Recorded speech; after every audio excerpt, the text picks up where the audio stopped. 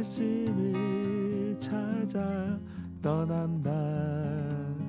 안녕하세요, 반갑습니다. 오늘도 하나님 말씀으로 하루 시작하는 모닝빵에 오신 여러분들을 주님의 이름으로 환영하고 축복합니다. 연휴이지만 여전히 하나님 말씀을 찾고 있는 사랑하는 여러분들을 하나님께서 너무나 기뻐하는 줄로 믿습니다.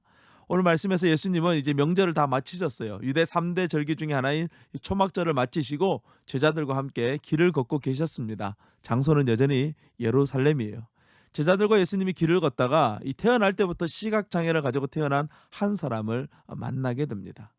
당시 유대 종교 지도자들은 이렇게 가르쳤어요. 태어날 때부터 이 선천적으로 가지고 어떤 질병을 가지고 태어나는 사람은 이 죄의 결과다. 부모의 죄의 결과이거나 그 사람의 죄의 결과다라고 그렇게 가르쳤어요. 그들이 그렇게 가르친 이유는 이 하나님께 책임을 전가하는 것을 막기 위해서 그렇게 가르쳤습니다. 그러나 제자들은 궁금했어요. 예수님께서는 무엇이라고 대답하는지 궁금했어요. 그래서 오늘 물어봅니다.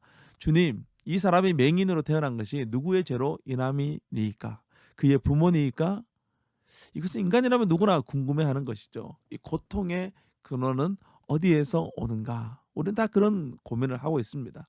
하지만 예수님은 뜻밖의 대답을 합니다. 그 사람이 태어날 때부터 시각장애인으로 태어난 것은 그 누구의 죄로 인한 것이 아니다라고 말씀해요. 예수님은 이 사람은 하나님이 하시는 일을 나타내고자 이렇게 된 것이라고 말씀해요. 깜짝 놀랐습니다. 다르게 말하면 하나님의 영광을 위하여 이렇게 된 것이라고 말씀하고 계시는 거예요. 우리가 이 세상에 존재하는 이유는 바로 이 하나님의 영광을 위해서 이 세상에 존재하는 거예요. 우리의 모습이 어떠하든지 상관없어요. 여러분 혹시 닉 부이치치라는 분을 알고 계십니까? 오늘 한번 그분을 검색해서 찾아보세요. 그분의 몸은 너무나도 끔찍해요. 하지만 그분은 존재의 이유를 발견했습니다. 우리에게도 존재의 이유가 있습니다. 우리는 그 존재의 이유를 이 말씀 속에서 찾고 있는 것이죠. 예수님은 앞을 보지 못하여 캄캄한 장애를 가진 사람을 보면서 오히려 영적으로 어두워 캄캄해져 있는 사람들의 상태를 안타까워하고 계시는 것을 우리가 보게 됩니다. 우리가 진정으로 안타까워해야 할 것이 바로 이것이에요. 예수님으로 보지 못하는 영적인 장애를 우리는 안타까워해야 하는 것입니다. 이어서 예수님은 독특한 행동을 하십니다. 땅에 침을 뱉어서 진흙을 이겨 그 사람의 눈에 발라줍니다.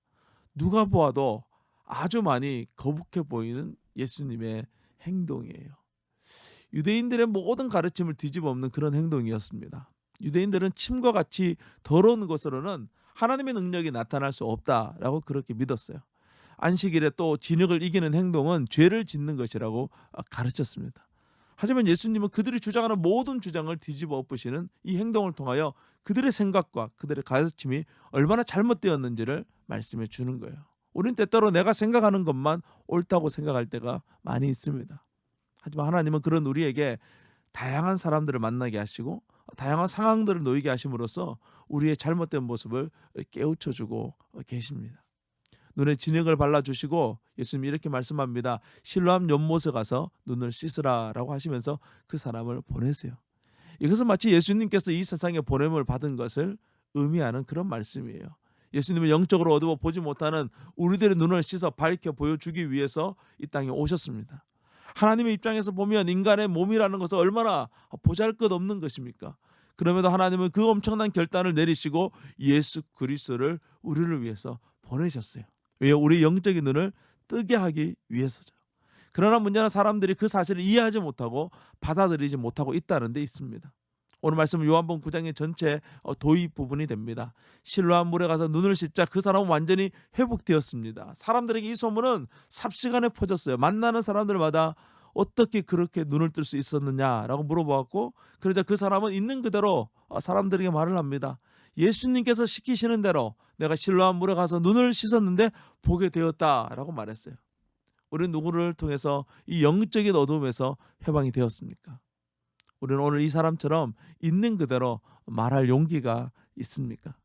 명절을 맞아 여러 사람들을 만날 때 우리에게 복음을 전할 수 있는 기회가 분명히 주어지게 될 것입니다. 우리는 우리가 믿는 이 믿음에 대해서 있는 그대로 솔직하게 이야기하면 되는 거예요. 아주 쉽고 아주 간단하죠. 그 사람들이 잘 이해하지 못하더라도 우리는 말해야 돼요. 그러나 우리는 말하는 것이 너무나도 어렵습니다. 복음을 전할 때 사람들의 그 반응, 우리의 생각과 정반대일 때도 있고, 아니 우리가 생각하는 예측을 벗어나지 않을 수 있습니다. 그러나 계속해서 우리가 말씀을 묵상하면서 우리가 깨닫게 되는 것은 사람들의 그 다양한 반응들과 상관없이 예수님은 포기하지 않고 그들에게 복음을 끊임없이 전하셨고 마침내 그들이 주님께로 돌아오게 되었다는 것을 어제 주일 말씀을 통해서 우리가 깨닫지 않았습니까? 오늘도 참 빛이 되시는 그 예수님과 함께 믿음의 길을 걸어가는 저와 여러분 될 수 있기를 주님의 이름으로 축복합니다. 명절 연휴 잘 보내시고 주님 안에서 승리하세요. 샬롬.